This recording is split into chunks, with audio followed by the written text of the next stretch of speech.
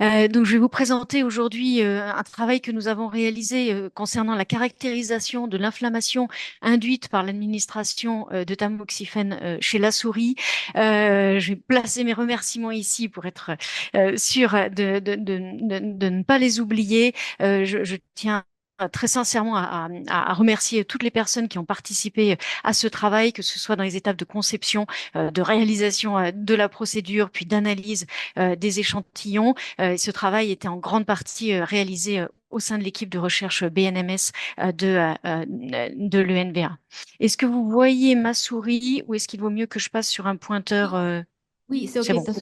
C'est bon avec cette souris. Merci beaucoup. Alors, le tamoxifène, vous le connaissez peut-être comme anticancéreux, puisqu'il s'agit d'un modulateur sélectif des récepteurs aux oestrogènes très utilisé dans le traitement du cancer du sein chez la femme. Il se trouve qu'en génétique de la souris, c'est un outil extrêmement utilisé pour induire à un moment donné une recombinaison génétique d'intérêt. Il se trouve que le tamoxifène est une molécule liposoluble, donc que l'on ne peut pas diluer en solution aqueuse. Et l'une des voies les plus utilisées consiste en une injection, enfin des injections répétées, en l'occurrence par voie intrapéritonéale, après dilution dans de l'huile, et généralement de l'huile de type alimentaire de maïs en particulier. Or, nous avons été plusieurs vétérinaires à remarquer que suite à des injections en intrapéritonéal de tamoxifène, les animaux présentaient suite à leur mise à mort des dépôts d'huile sur les différents organes abdominaux et des signes d'inflammation péritonéale, ce qui signifiait qu'il pouvait y avoir un enjeu d'interférence scientifique par cette inflammation chronique, même si elle pouvait être subclinique, et évidemment un risque de douleur pour les animaux. Donc, nous avons souhaité caractériser cette inflammation et la tester selon 4 voies différentes d'administration qui sont toutes rapportées dans la littérature pour être efficaces. C'est-à-dire que des équipes les utilisent pour obtenir des recombinaisons génétiques. Donc, évidemment, la voie intrapéritonéale euh, qui est celle qui nous intéressait le plus, mais également la voie transdermique, la voie sous-cutanée et le gavage, ces 3 autres voies étant proposées par certains comme des alternatives moins perturbantes pour les animaux que la voie intrapéritonéale. Alors pour cela, nous avons été aidés dans le design par le FC3R. Nous avons utilisé des souris C57 Black 6 qui sont très utilisés pour la recombinaison génétique, des mâles et des femelles jeunes, entre 2 et 3 mois. Donc, nous avons réalisé 4 groupes pour ces 4 voies d'injection. Et pour les 3 voies d'administration interne, nous avons réalisé 3 sous-groupes, des animaux qui n'ont reçu que l'huile, que l'excipient, d'autres l'huile plus le tamoxifène, et enfin d'autres du sérum physiologique pour mimer juste l'acte, le geste. Concernant l'application externe transdermique, nous avons eu un sous-groupe qui recevait l'éthanol et l'autre l'éthanol plus le tamoxifène, puisque c'est le solvant utilisé pour ce type d'application. Et donc les animaux ont reçu du tamoxifène 3 jours au cours d'une semaine, aux doses classiquement utilisées dans la littérature, et nous les avons mis à mort 2 semaines plus tard pour réaliser des prélèvements.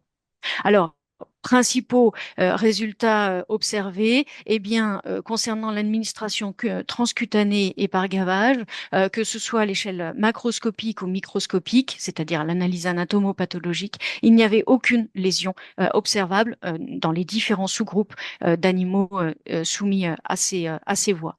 Par contre, dans les 2 autres voies, il y avait des lésions. Si l'on commence par l'administration intrapéritonéale, à l'échelle macroscopique, nous avons retrouvé ce que nous connaissions, c'est-à-dire des dépôts d'huile sur le péritoine et toutes les localisations de péritoine pour les animaux qui avaient reçu soit de l'huile et du tamoxifène. Donc, ce sont les traces blanchâtres que vous voyez ici sur le péritoine pariétal et ici sur le foie, donc péritoine viscéral. Alors, concernant cette administration intrapéritonéale, l'analyse anatomopathologique pour ces deux sous-groupes d'animaux, eh bien, il y avait systématiquement une inflammation généralisée du péritoine. Donc là, c'est du mésentère qui est observé, mais c'était le cas également de toutes les localisations du péritoine, quel que soit l'organe observé. Et aucune inflammation n'était notée chez les animaux qui avaient reçu du sérum physiologique. Donc, il s'agit d'une inflammation granulomateuse. Et pour les spécialistes, on a ici un, un organe lymphoïde tertiaire qui a même été généré en 2 semaines. L'administration sous-cutanée, du point de vue extérieur, on ne voyait rien de particulier. Par contre, à l'ouverture, là encore, pour les animaux qui avaient reçu de l'huile ou de l'huile plus du tamoxifène, eh bien, on retrouvait en fait toute l'huile injectée sous forme de bulles dans le tissu sous-cutané. Et à l'échelle microscopique, donc on retrouve ces bulles d'huile, mais on découvre également en plus une inflammation importante que l'on voit mieux à cette échelle. Donc là encore, inflammation granulomateuse et qui n'était pas observée pour les animaux qui avaient simplement reçu du sérum physiologique. Donc, il nous reste des mesures de cytokines sériques à effectuer pour pouvoir juger d'un niveau d'inflammation systémique. Mais en tout cas, on peut déjà tirer de ces analyses anatomopathologiques des conclusions sur les voies d'administration. Concrètement, le gavage a prouvé une très bonne innocuité et en plus, on est sur une voie qui, en termes de bien-être, peut encore être optimisée si l'on va vers une prise spontanée, ce qui a été documenté par plusieurs équipes entre-temps. La voie sous-cutanée qui apparaissait potentiellement comme une bonne alternative, en fait, s'accompagne d'une persistance de l'huile et d'une inflammation très marquée. La voie transdermique présente une bonne innocuité. Par contre, en termes de risque par rapport à l'environnement, c'était un peu plus compliqué.